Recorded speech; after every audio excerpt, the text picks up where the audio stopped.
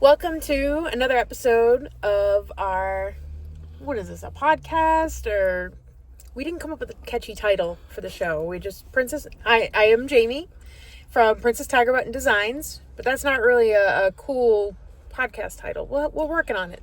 We're working on it. Shorten it with the alphabet. So this would be episode 3. First episode of 2026. Yay, Happy New Year! We made it. We did. Somehow we made it to 2026. And things are going pretty well so far. I have a little bit more optimism for this year than I might have done if you asked me a few months ago. But, we're not out of the woods yet. I know things are rough for a lot of us right now, but we just got to keep moving. So as far as this week goes, I can't believe it's already Friday again. I know.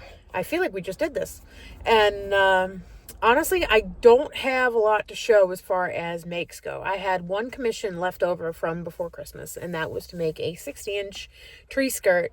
I have a listing already on my Etsy shop for a shortened version of Frank O'Randall's Holiday of Change, which is like a mandala style where every row is a little bit of a different stitch pattern. And someone asked me if I could make a 60-inch version. So I obliged, and I'm almost done. I finished the complete pattern, which was 51 rows, and the last one was like 647 stitches. So it's big.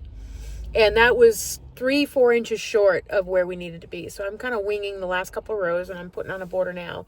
So by the time I'm done today, after we record this, do a little bit of door dashing, I'm going to put the last row on, and then should be just finishing in terms of weaving ends in, making sure everything looks nice, and taking some final photos and sending it to the customer before I have to ship it out on Monday. So that's exciting. So that has been pretty much all I've worked on this week. I haven't really done a whole lot of other things. Obviously, I didn't bring it in the car with me when we were driving. So I have made a couple of other smaller things. I have here this chubby little baby bat. I didn't have any white yarn at the time, so I didn't get to put his fangs in white, but I'm going to stitch those over in white so that they look a little better. He's kind of cute. I like it. I made him in this purple color because this is a prototype, and I didn't want to use up black or gray or anything until I knew what I was going to do with him. I would make a couple of changes if I do it again, besides kind of workshopping his face a little bit. The placement of the wings. I think the wings were supposed to be further out from the body. So I'll work on that on the next ones. But I was thinking about making this as my new item to bring to our next market on the 17th, the Mother and Brain market for Acorn Noir Records. Since they seem to be very into that kind of gothy culture, I think the little bats might be a big hit there. I'll have to see if we can find some skull designs too. Skull bats and something. Well, they were interested in the listing I have on the Etsy shop. It's like not like a plushy amigurumi. It's like one I made with acrylic worsted weight, and it's more of what they call a rag doll. Yeah. Because it's literally 2 flat things and stitched around, so it makes kind of like a flat pillow. They like that, so I don't have any of those in stock right now, so I'm going to have to make one. I have the yarn to do that, and I've made a couple of, like Sugar Skull, Day of the Dead skull things. Those have sold pretty well for me before. It's the same kind of thing, like a flat pillow. I have one started in plush yarn, and I just haven't gotten around to finish it, so I may, go ahead and try to work on finishing that up. Both of those patterns I will link now that I've mentioned them in the description. Those came from 3am Grace Designs. They're pretty much their whole thing. They call them all kawaii cuddlers, but they're all that ragdoll style. And I have made several of their patterns over the years, and they are pretty well written patterns and pretty fun. Just like that clownfish I have going in the plush yarn, which is comically large. It is large. That's going to take a lot of orange. I think I had to pause on that because I was looking for more of the orange yarn. It was massive. Hopefully I can find more of that Bernat orange before I have to give up and frog it. So I have that going on. And I found some good blue yarn to make. I haven't put the features on yet, but I've made a couple of chickens that are going to be blue. I'm using Katie the Celestial Homebody's Stardew Valley inspired chicken body rather than the Mabel chicken that a lot of people are using. Just because I like the head sticks up a little better. I like the shape of it more.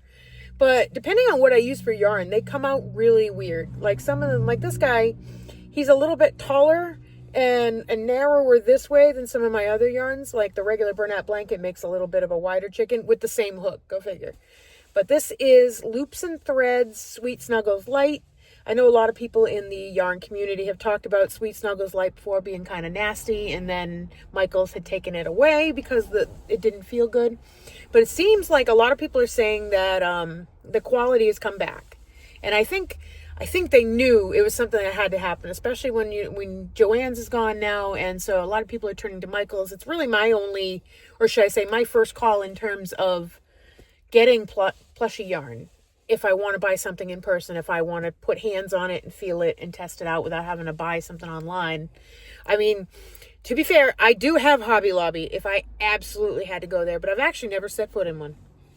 For reasons. That is something that has already been discussed ad nauseum on the internet, so I'm not prepared to get into that right now. But I still have not gotten into one, but if I have to, I will. But so far we haven't had to do that.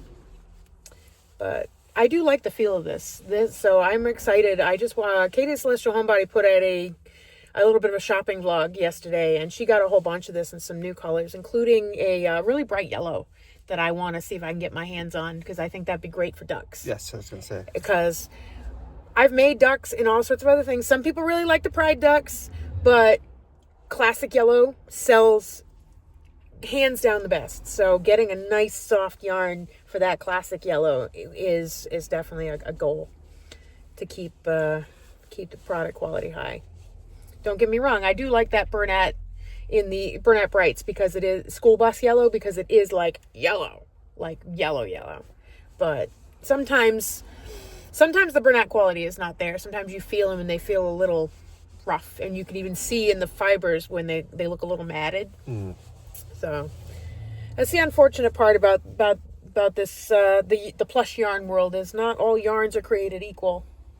So unfortunately, that's pretty much all I have to show this week as far as things I made. I did finish that ball of burnt mustard Bernat that I was working on last week, making the bodies for chicken nuggets, but I haven't actually finished them in terms of putting on faces and stuffing and whatnot. I might actually see about finishing that other big ball before I do that.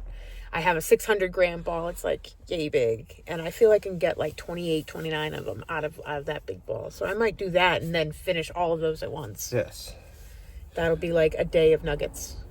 Nugget day. So what else we got happening? Yeah, so now once I get that tree skirt done, which should be finished tonight in terms of stitching, I really need to start putting the pedal in the metal in terms of prepping for our next market, which is really only 2 weeks away. That is on the 17th. And again, that's going to be at, oh man, I don't remember the name of the place, but it's in New Bedford. I have the infographic that they sent us for advertising, so I will tack it on the end of this video, because I just can't remember the name of it right now, and the info will be in the description. And so you'll probably hear me talk about that a lot more in the next couple of videos, because we'll have one next Friday, and then the Friday after will be the day before. So we should have plenty to show in the next couple of weeks as far as that goes. Other than that, I really just started trying to put my mind around convention prep, just because while our first one is until the end of April, like, I need to be building stock for that. We need to decide what we're going to bring and what we're going to prioritize in terms of bringing stock. So I've been trying to watch a lot of convention prep videos, and I see people here and there, they might be like making 1 or 2 plushies and be like, oh, look at this thing I'm going to make. Or you see a video on the day at the convention and they're only showing a little bit of their table.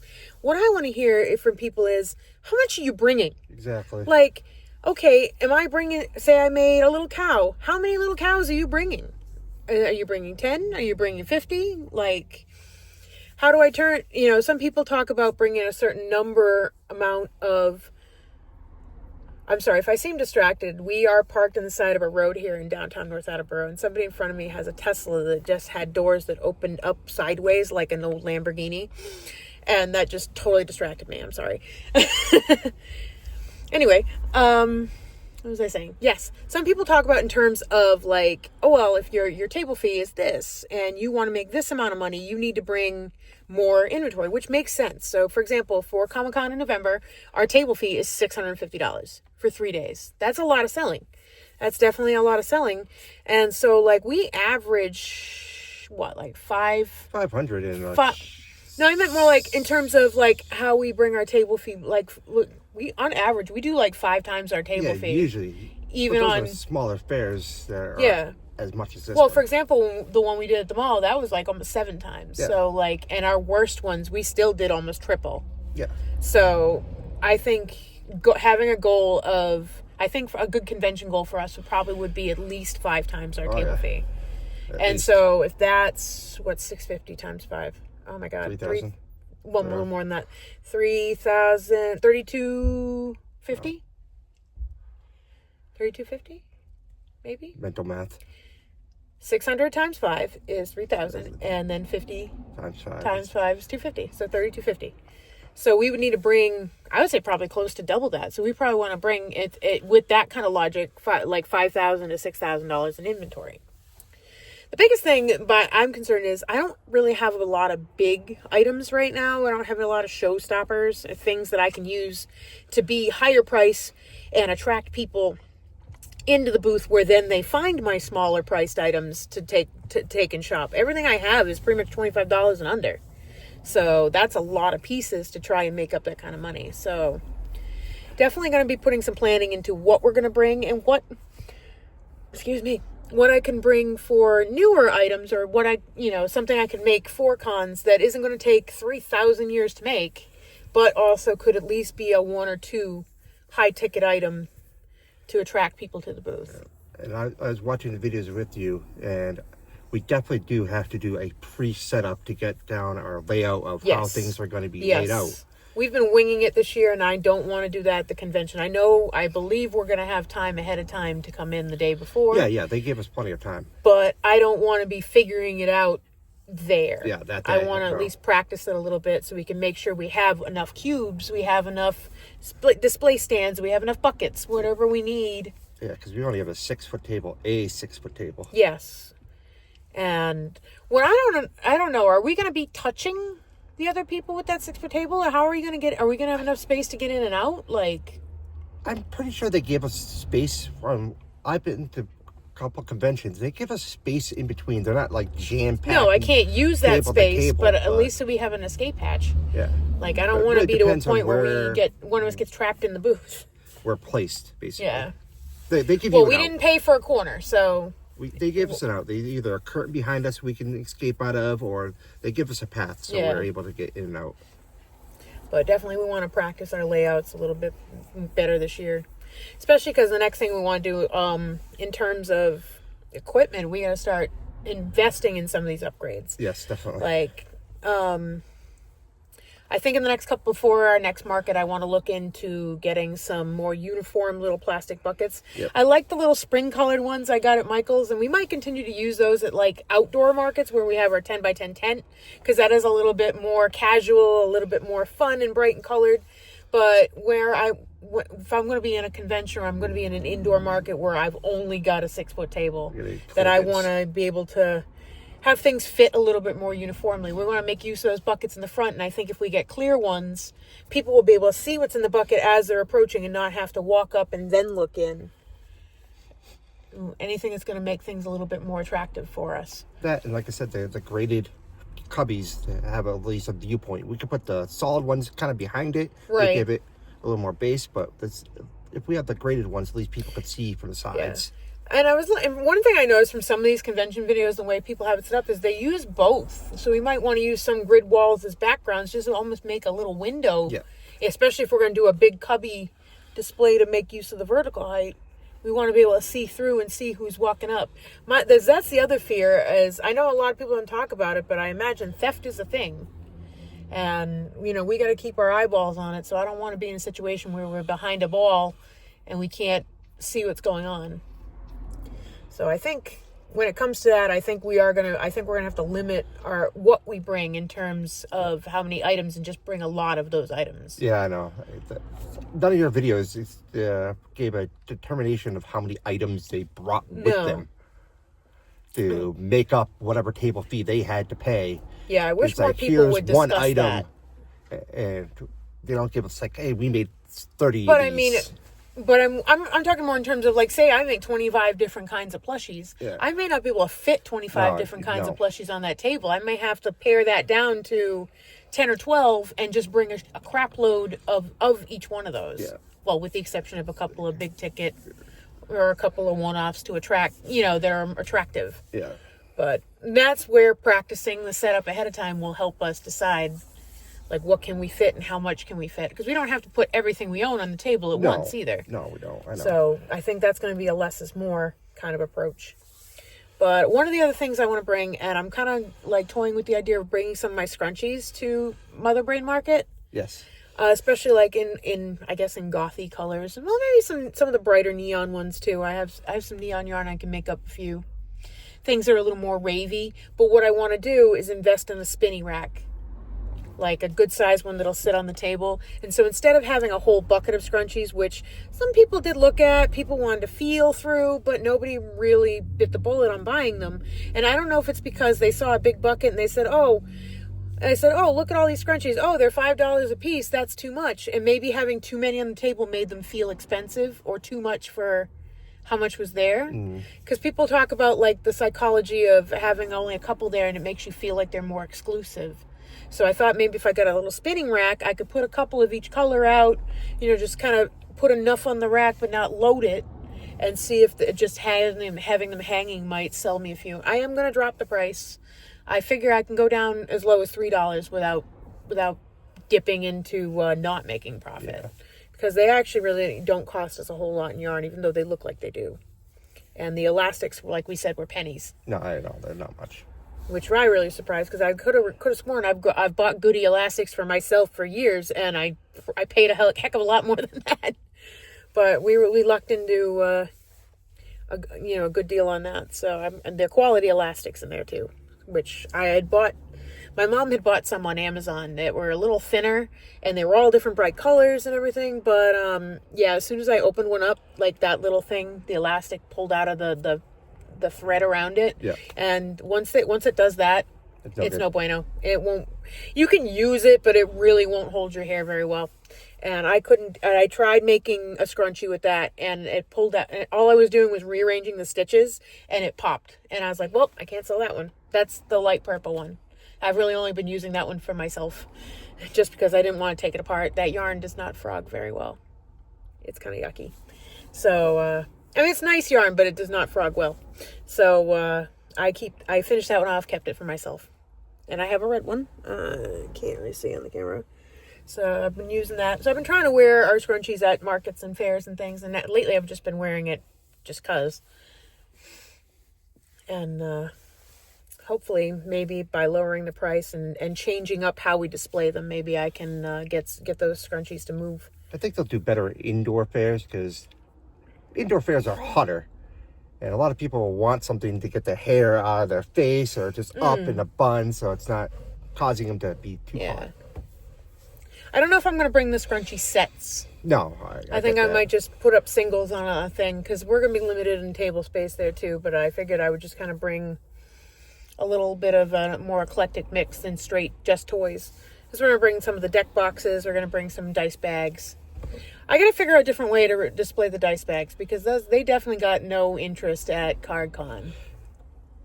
I have to stand them up or something. We could either, like you were doing with the scrunchies, kind of have like something we could hang them off so they have a little bit more visual representation. Yeah, I could do that, or at least I could stand them up a little better. On the side, the great cubbies, maybe we could hang them off there or something. All right, so we'll definitely have to.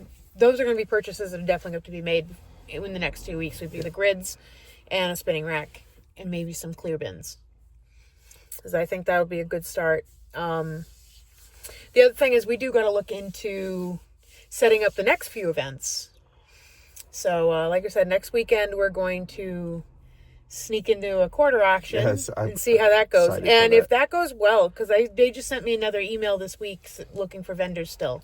So if that goes well, I will practically apply on the spot if that's going to be something that we think will work.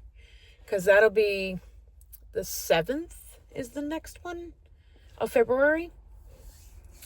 So, but that'll be another one I can probably, depending on what people like there, I might be able to bring some of the more like generic, like housewares-y type stuff. And so it won't really put too much of a cramp in our plushies and whatnot. Yeah. I definitely want to be one of those scout first and then try it for ourselves, because I don't want to get into something that it's not our place that's going to sell anything. And I think the other thing, actually, that we could look at during the day before we go to the bingo is, and the quarter auction is, I think that day is the first card show at the mall. Oh, yes. We had talked about the same mall where we did our fair last month also does, I had mentioned this before, that they do a card show for trading cards and sports cards and whatnot. So we'll have a chance to walk that booth again before we commit to trying to get into some dates. Because the next one after that will be Valentine's weekend. Yeah. And I don't really see me doing any other fairs at that point, so I would be willing and okay with setting up a table there. Yeah, it's not. Because I'm really eager to see how we do in that environment. We did good at the other card con. Like I said, I think will be a welcome surprise. Something that's not card. So we'll have to register for that. I got us a new planner so we can start putting all these dates in, so we don't have to try to memorize them all, and we know what coincides with what. The same organizers that did the Holly Jolly Stroll at Emerald Square Mall are also doing one in the spring that I might be tempted to sign up for. I'd be curious to see how we do outside of Christmas there and outside of the card things. We usually do good outside of any. I know, but we talked a lot about the state of this mall, and when there isn't a big event happening, like the card thing, that people are coming, and that's why I said I would be interested to know, how are the actual stores doing when the card vendors are there? Are they actually just there for the tables, or are they giving those stores business too? You know? I think they're giving the other stores too. I've seen a lot of shoppers going. I mean, outside of Toy Vault and their card sleeves and packs. That's pretty much, I mean, a lot of that happens. People go to the card store, they go to Josh's Toys and Games and buy all his packs so they can crack their next big thing to go down and trade it. But that's only one small piece of business. I'm surprised Ari's Lemonade doesn't put up a cart down on the first floor, rather than making everybody go up to the third floor where everything's dead. If they want to do these, they should put them on all 3 floors. That way, everybody's getting business. But I get it. That would be cool to spread it out through 3 floors. But there may be people that don't want to walk through the vendors, so you can still cut through and one end of the mall to the other and avoid it all by going on one of the upper floors. But then again, with the fact that the escalators aren't working, that really kind of puts a cramp in your style too, because those stairs are really steep. For just walking up, they were pretty steep. That is not for the faint of heart. So yeah, that's a thought. But I would be interested in trying one in a normal spring. It'd be nice to get a nice spring fair going. I have some ideas in terms of like spring, Easter-ish kind of toys and presents. I don't even know when Easter is this year.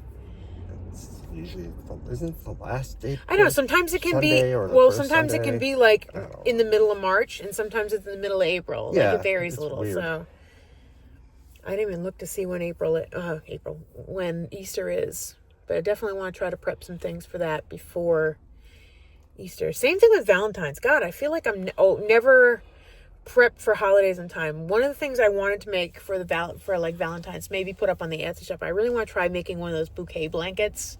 That's kind of trending right now. Yeah, I've seen those. Yeah, so it's like a one big round blanket, and then there's little flowers on the edge. So when you pick it up from the middle, it makes a bouquet. Yeah, I've seen. They look really cool. I've seen them with rosettes. I've seen them with sunflowers. I could do one with tulips. That'd be a cool little thing. I think that would be a pretty thing to have, at least make some kawaii hearts with little goofy faces on them. That'd be cute too. Oh yeah, we can make some little cute hearts. Somebody might like that as a little gift, especially because if we do the next card show, that's going to be Valentine's weekend. There is no but where I would rather be with my Valentine than selling our plushies.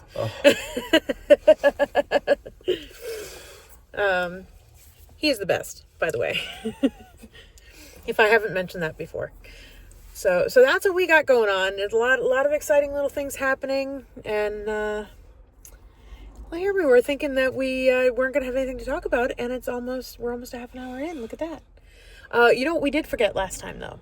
What's that? I didn't mention what I'm reading or what I'm watching. Mainly because I haven't been reading anything. I've been bad. But I've been watching a lot of YouTube, and we also have been watching, we still have to watch the latest Fallout before the next one comes out. The latest 2 episodes. Ooh, we have 2 to watch. That's Yes. exciting. We have definitely been loving the new Fallout. Yes. That is a favorite. And now Mark has been caught up on seasons 3 and 4 of Stranger Things, so we can finally start watching season 5. So I'm excited for that. And but as far as what I've been watching this week, I'm actually going to list 2, because I want to give a special thank you to Cozy Wildflower Creations by Emma, who gave us a shout out in her first video. You might have seen her in the comments in some of my other videos, and she's now launched her channel and put out her first video, and she was kind enough to give us a shout out. So we're excited to see what she brings in 2026, and we're here to cheer her on, and she's cheering us on, and that's awesome. This is the best part of this community. It's just there's plenty of room for everybody to share their experiences. Everybody's got their own flavor of content, and we can't get enough of it sometimes. Everybody's got a different spin, and I really like watching that. So I look forward to seeing what she has coming down the pike, and we will the other thing guess I'll be editing this out. The other channel I want to shout out is something I've been absolutely obsessed with this week, and that is Baumgartner Restoration. It is a channel. He is an art conservator. Oh, the paint one. Yes. He's an art conservator, and so most of his videos are basically the paintings that his clients have brought to him that have been damaged, sometimes through various means. Sometimes they've already had attempts made to conserve them, a lot of overpainting and other destruction. Some of them have been pretty rough.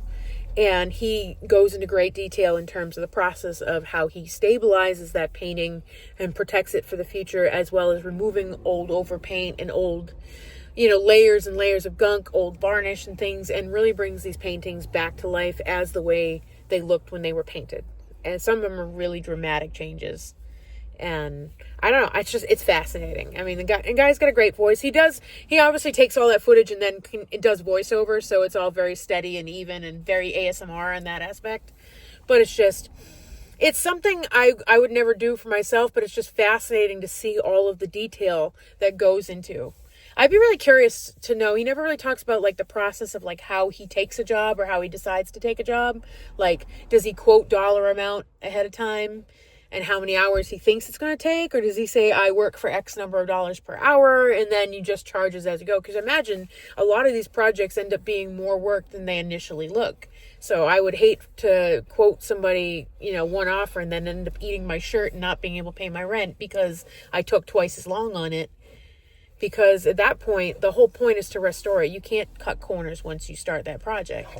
That is definitely detail work, and he is clearly a master at it. The transformations are amazing. So I'm going to link that channel in the description for you as well, and check that out. It's definitely been something I've enjoyed watching / listening to while I crochet, and maybe you'll get some enjoyment out of it as well.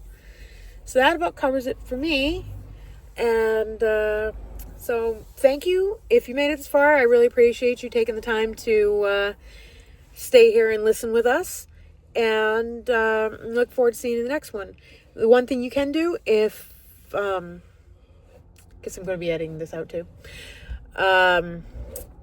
If you'd like to help us out, clicking the like button, clicking the subscribe button, sharing with your friends that like crochet stuff. All things that help out a little budding channel like us, and we love to see it. So I'm going to close this for now.